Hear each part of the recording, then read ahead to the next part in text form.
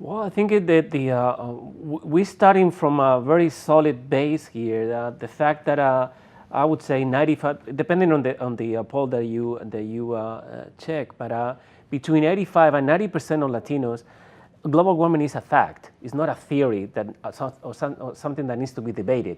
It's something that we need to deal with. First of all, because they know very well that the ethnic minorities and the countries where they come from will suffer the worst part of global warming.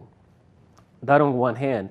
And on the other hand, this, the difference between why is it that this vast majority of Latinos believe in global warming as compared to the general population, where barely 50% would tell you the global warming is actually taking place. The reason is because Latinos usually stay in touch with their communities, with the countries they come from. And in those countries, global warming is a fact. It's not something to be debated. And let's face it, if you're hammering shingles onto a roof in Georgia or picking crops in the Imperial Valley, the fact that it's, during the hottest days, 105 instead of 90. 90 was hot enough and the work was hard enough, but now that it's 105 instead, and likely to be for days at a time, that's real. You are working outdoors. You are working in the environment. You do know when a month's worth of rain falls in 2 hours and then it doesn't rain again for another month. Our workers are concentrated in industries where they're likely to notice that these things are happening. We have the highest percentage and the highest concentration of the most vulnerable workers in the nation. A lot of those workers are undocumented workers. As an organization, we have a serious commitment with these workers and to make sure that the labor rights, the human rights, and their civil rights are enforced. And I think the green jobs offer a new opportunity to provide better and safer jobs.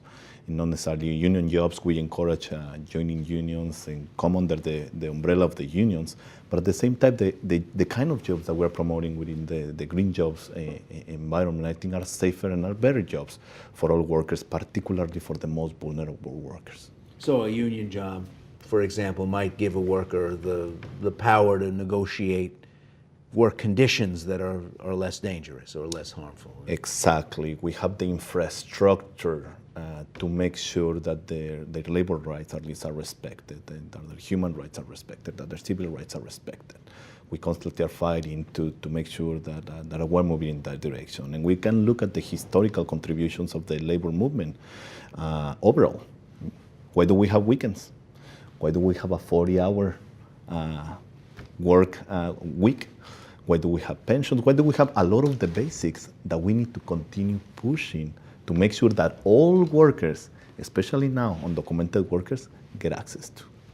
So here you are with a population that's on board, as Javier notes, as the polls are telling you, as Hector quoted from his earlier study. How do you mobilize them? Well, I'd like to point out that Latinos, particularly Latino immigrants, are some of the original environmentalists. Cesar Chavez led a movement of United Farm Workers during the 1960s, when the environmental movement was still really in its fledgling form. And it was part of their efforts that helped to ban a particularly dangerous pesticide on our fruits and vegetables called DDT. And that particular fight is noted, I guess, in the larger mainstream environmental movement as sort of the beginning. The farm workers fought alongside the first environmentalists, but they're not often recognized as being part of this community. So Latinos are no strangers to being part of this fight, and I think that they're ready. And I think that the elections, especially the results that we saw in the West, where environmental champions Harry Reid, Barbara Boxer, Jerry Brown, Proposition 23 was defeated. I think that they're ready to rise up and to actually speak with their votes and also speak with their consumer dollars, because they're also very environmentally conscious consumers. I am so old that I actually interviewed Cesar Chavez on this subject.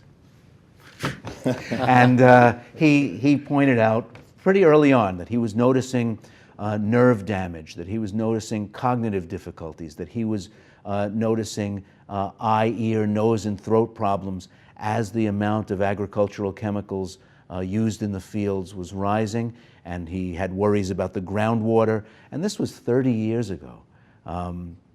He was already looking forward to that being the next fight after organizing. Yes, we got the hours, we have the wages, we have the contracts with the growers.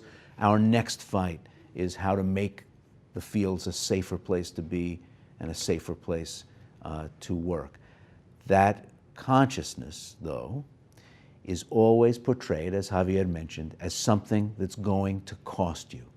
And as you three fellas deliver that message to Latino communities around the country, there will be other voices in the culture saying, yeah, but your food's going to be more expensive.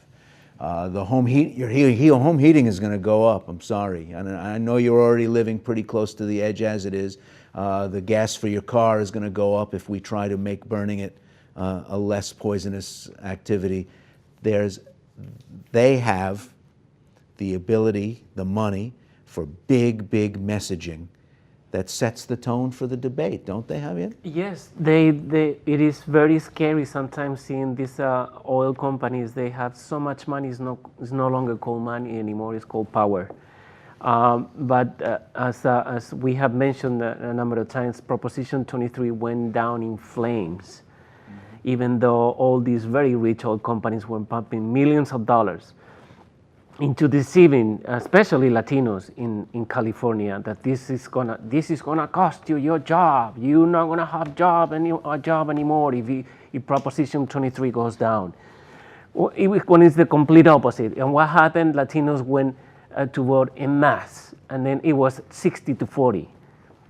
It was a complete rout, and we should be very proud of our community out in California, because it was not only Pro 23, it was Governor Brown, it was Senator Boxer, and so forth.